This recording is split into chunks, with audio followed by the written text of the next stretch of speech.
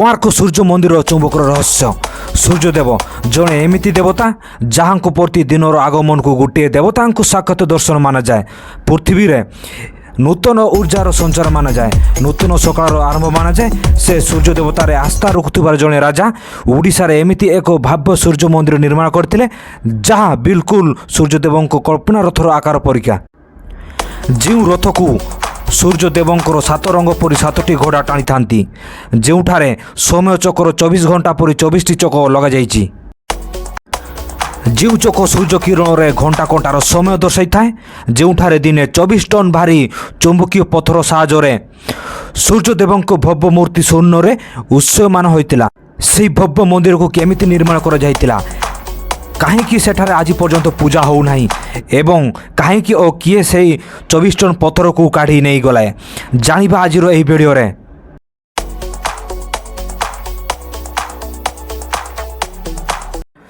यही मंदिरटी गढ़ी उठी प्राचीन नदी और बंगोपसागर संगम स्थल में।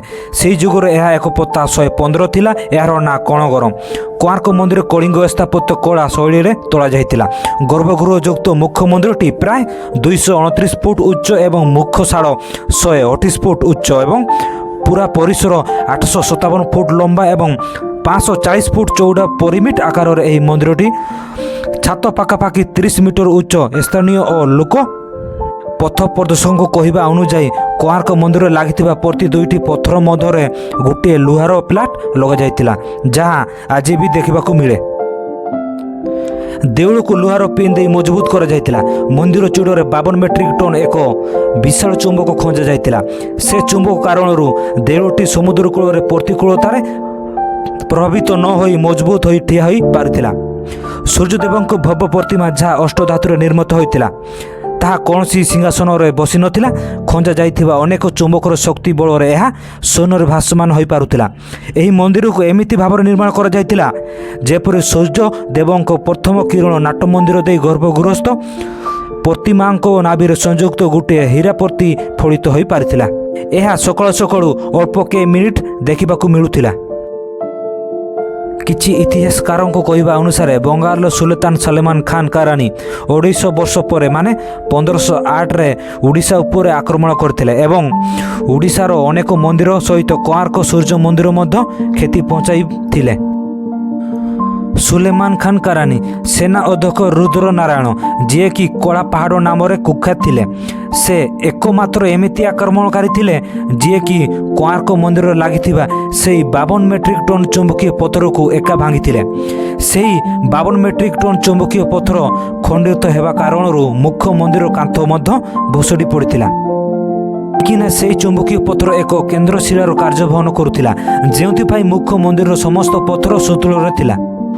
परंतु किछि वर्ष पर से भंगा चुंबक को पुणी मंदिर चूड़ी रे खंजा जाइतिला, किंतु से चुंबकीय पत्थर अधा भांगी जाइतिबा हेतु कोणार्क समुद्र दे जाउथबा जहाज रहस्यमय भाव में बुड़ीबाकू लागिला। कह जाए कि पुर्तगाली बेपारी जहाज से मंदिर पाख दे जाउथबा समय रे से चुंबकीय पत्थर प्रभाव जहाज दिशा सूचक जंत्र ठीक भाव में काम करू नथिला एवं जहाज भूल दिग को चली जाउथिला एवं समुद्र रे बुड़ी जाउथिला। जो पुर्तगाली बेपारी माने से मंदिर को ब्लैक पगोड़ा बोली कहते, कारण दूररू देखिले कोणार्क मंदिर कला दिशुए। सेतेबेले से रहस्यमय चुंबक विषय रे पुर्तगाली माने जानी पारिले। सेतेबेले से चुंबक को सेठारु काढ़ी नेले। से चुंबकीय पत्थर को सेठारु पुणी थरे काढ़िबा परे मुख्य मंदिर संपूर्ण भांगी जाइतिला एवं से चुंबकीय पत्थर को पुर्तगाली बेपारी माने निज सहित नहीं जाइतिले।